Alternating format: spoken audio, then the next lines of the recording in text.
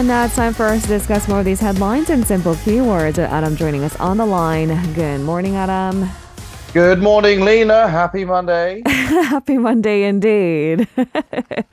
Thanks for joining us, bright and always. It seems to be the overwhelming majority of headlines covering the Seoul, Washington summit from the weekend. So let's start there. This is our first keyword of the day. Biden trip. So everything seemed to have fallen into place. The U.S. President Joe Biden has wrapped up a 3-day trip to South Korea. It wasn't all that eventful, and that's a positive takeaway. Give us a summary of what happened. Yeah, it certainly was quiet, thankfully, because there were no real provocations from North Korea. That was kind of the main concern that possibly could have overshadowed Biden's visit here to South Korea.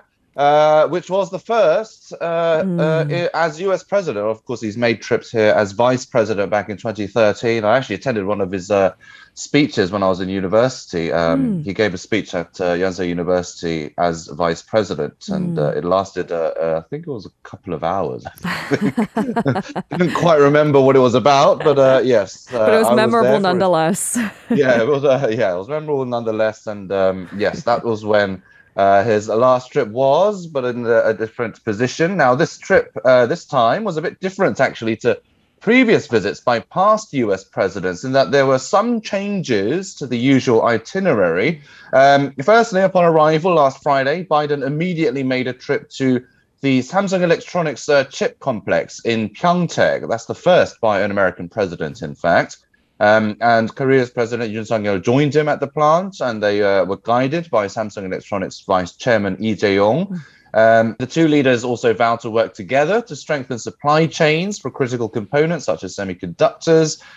This kind of chip supply chain has been kind of one of the key agenda items or the focus of the Biden administration as soon as he took office, in fact. Now, on Saturday, Biden paid a visit to the Seoul National Cemetery to pay tribute to the fallen soldiers of the Korean War. Later in the afternoon, of course, the highlight, Biden arrived at the new Korean presidential office in Yongsan for that much-awaited summit with Yoon. Their first summit talks began with a small group meeting that focused on North Korea issues as well as alliance matters. The two leaders held brief one-on-one talks, and then they were joined by their aides for an expanded meeting to discuss economic security and supply chain risks. Now, the talks lasted 110 minutes, which was slightly longer than expected. Immediately after their talks, they then held a press conference. On Saturday evening, Yoon hosted an official dinner banquet at the National Museum of Korea, which is near the presidential office in Yongsan. It was attended by some 80 government officials, business leaders, and other dignitaries as well. On yesterday morning, Biden met with Hyundai Motor Group Chairman Chung Hee-sun. Biden wrapped up his trip with a visit to the Korean Air and Space Operations Center alongside President Yoon again. And it marks the first visit to the center by a U.S. president, in fact. And now, the KAOC, which is at the Osan Air Base in Pyeongtaek, it's a key strategic command post for directing aerospace operations within the Korean Peninsula. Yoon is actually the first Korean president to visit the center in some 13 years as well. Now, you might be wondering, did Biden visit the demilitarized zone? Well, he didn't. That's probably because he visited twice before, the last being as vice president in 2013. So that was kind of something that was different from previous U.S. presidents, whose usual trip or schedule does include the DMZ, but not for Biden this time. All right. As for why the supposed plan to meet the former President Moon Jae-in had been scrapped, we'll actually get the details with a conversation our second hour with Professor Kim Byung-ju, because there are questions raised about why that was canceled seemingly last minute. But staying with Biden's trip, let's move on to our second keyword of the day. Boosting cooperation. So there are many things that were discussed and a slew of agreements made, combined military exercises for one, collaborative economic frameworks. Could you run us through the key takeaways from the U.S. president's trip? Sure. Now, the leaders agreed to, quote, initiate discussions to expand the scope and scale of combined military exercises and training on and around the Korean Peninsula. That's according to a joint statement by the two nations. In recent years, military exercises, they've been scaled down amid diplomatic kind of overtures toward North Korea. by the Moon Jae-in and Donald Trump governments. Later, the pandemic was also to blame for the scaled down drills as well. So it seems like the new Korean president, as well as Joe Biden, they're looking towards increasing these joint military drills. Also in the statement, Biden committed to deterrence using the full range of US defense capabilities, including nuclear, conventional, and missile defense capabilities. They also agreed to reactivate what's called the Extended Deterrence Strategy and Consultation Group. That's a high-level consultative mechanism which has not met since early January 2018. So it's been quiet for a few years. Now, the two further also recognize the potential for cooperation in the defense industry as well. They agreed to strengthen partnerships in the defense sector supply chains, joint development, as well as manufacturing. And their joint statement also underscored the importance of trilateral cooperation between South Korea, the US, and Japan. Of course, we're responding to North Korean issues. On economic matters, Yoon and Biden further discussed South Korea's participation in the US-led Indo-Pacific Economic Framework. It's set to be formally established during Biden's visit to Japan this week, details of which I'll go on to in our third key word. Now, the IPEF, it was proposed by the United States last October, and it's kind of viewed as a means for members to be less reliant on China and to find kind of alternative supply chains. That's kind of basically the gist of it. The leaders also agreed to direct their national security councils to launch an economic security dialogue. They said it was aimed at aligning the bureaucratic and policy approaches between the two governments. And Biden also stressed during his meetings with business leaders his global mission to kind of strengthen the American economy by convincing foreign companies like Hyundai to launch new operations in the United States. And those are the kind of the topics that were discussed when Biden met with Chung Eui-sun, the Hyundai Group chairman. All right, let's move on to our third keyword of the day. Heading to Japan. So Biden is now in Japan for meetings with Tokyo officials. Japan is usually the first stop for a U.S. president visiting Asia, but it seemed that, well, the timing and the priority of that also raises an important diplomatic discussion. But Biden chose Korea first, long story short. What's in store for Biden in Tokyo then? Right. Well, soon after arriving in Tokyo yesterday evening, Biden stopped by the U.S. Chief of Missions residence to take part in a room dedication for Norman Mineta, the late U.S. Transportation Secretary. Now, Mineta served in the cabinets of both George W. Bush and Bill Clinton. He died earlier this month.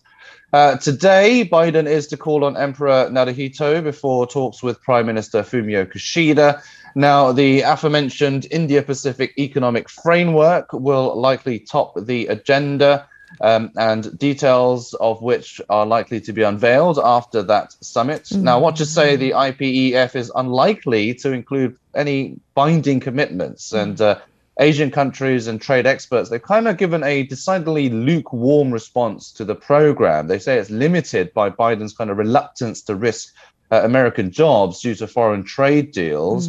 But Washington has had a bit of an economic vacuum in the Indo-Pacific region, largely due to Donald Trump quitting this multinational Trans-Pacific trade agreement. That kind of gave China an opening to expand its influence. And of course, Biden wanted to rein in China's influence. It's probably will likely to push through with that new trade deal. Now, another agenda item is likely to be Tokyo's plan to expand its military capabilities as well as reach of the military as well. That's something that, of course, Seoul will be opposed to and won't be very happy about, as well as other neighboring countries as well. We'll have to see what kind of discussions come out from that.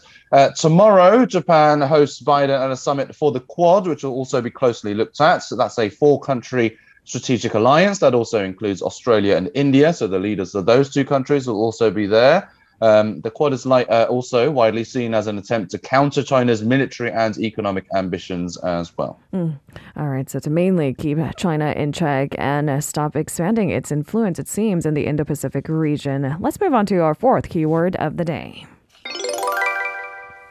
Eased entry. So more antivirus measures are being eased beginning today, including testing requirements for people entering South Korea. What's the latest? Yeah, so Korea will accept these rapid antigen tests for people coming into the country. This will make it easier and less expensive as well for those visiting or returning to the country. I think at LAX, I think a rapid antigen test is something like $69, and it's almost twice that when buying a PCR test. And of course, a rapid antigen test, the results come out quicker as well. So you're paying less for a quicker result. So I think that is what the government has taken into consideration. And previously, only a PCR test taken less than 48 hours before entry was valid. Now, anyone who has a negative rapid antigen test taken within 24 hours can enter Korea. But the test must be conducted by a medical professional. That is the caveat. Results of self-test kits are not accepted. The government expects that these RAT testing will be relatively simple and inexpensive in most countries as well. Also, from June 1st, the number of tests that must be performed after entry to Korea will be reduced from 2 to 1. In addition, from June 1st, all those 12 and under will be exempt from vaccination. That's up from the previous 6 years and under. Now, the 7-day quarantine for COVID-19 patients, that's still in effect and will remain so through June 20th. Whether it will be extended remains to be seen. And this all comes as the pandemic continues to wane. Now, the number of new confirmed cases fell back under 20,000 yesterday.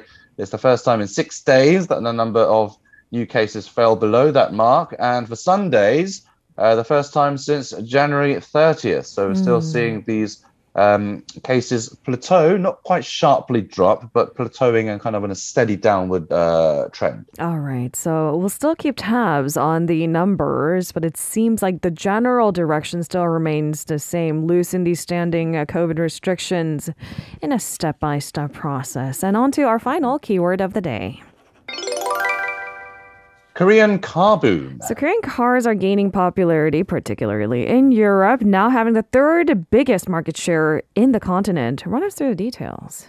Yeah, that's quite a significant milestone because, as many people know, Europe is quite a very competitive automobile market. Of course, a lot of European cars taking a lot of the market share there. But Hyundai and Kia seem to be going up. In the first quarter of this year, Hyundai and Kia sold a combined 270,000 vehicles in Europe. This is all amidst the pandemic and all this demand woes, or supply woes rather, of cars during the past couple of years. It's been quite hard to buy a car, hasn't it? This is all according to data from the Korea Automobile Manufacturers Association. And it's also an on-year increase of more than 21%, so quite a jump.